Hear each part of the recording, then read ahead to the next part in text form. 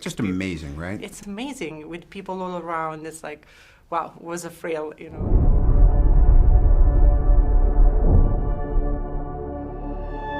Non la temeranno finché non la capiranno. Words sometimes can be more powerful than bombs. So I was thinking if it was at the core of the story also for you. So, well, hopefully both. yeah.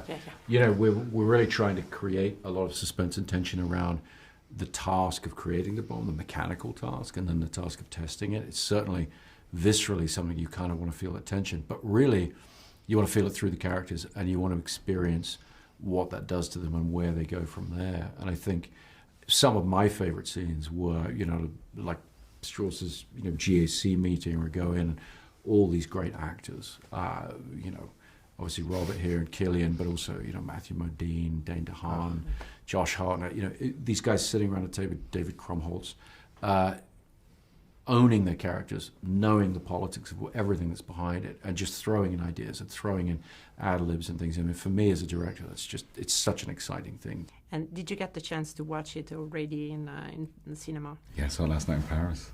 You hadn't seen it before that? I did. I saw it in Chris's house. Yeah, me too. And then I saw it in Paris with an audience. Did he ask you straight away after if you liked it? Of course he did, yeah. And then you're like... I actually didn't care to see myself in it. And not in a like a... Not in a funny way, yeah. but the story and the project, like both in the movie and it being the movie, is so big and so huge, and the attention to size and scope and detail every day was so much bigger than you ever were in that day, that it was kind of like an after, like every time I popped up on screen I was like, oh, that's a big facial expression that you're doing. But it was so, I kind of didn't, it wasn't really, you know, it was like, oh, that's okay, forgot that I was coming up soon.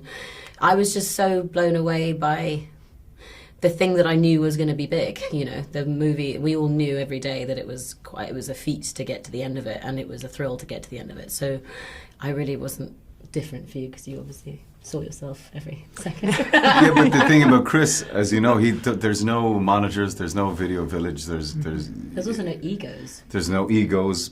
But what that means in terms of like watching the film, like when I saw the film, I hadn't seen a frame of the film except for what was in the trailer. So it's a totally new, kind of overwhelming experience. I got more of it out of it the second time, I gotta say, and that was with an audience as well. But you know, I was less concerned about looking at my big face as well. But you know, you're able to take in this story and this kind of majesty of what he's achieved. You just watched it last night. I've only seen it once. Yeah, I watched it again last night, and it's so many of these things are kind of, the ideas are so big. It's like it's impossible to arrive at a kind of a rigid conclusion, which is what I love about it, and which is why we need a filmmaker like Chris Nolan to make this movie, right? Because he won't be didactic about it. He'll leave it in the audience's hands. He loves his audience.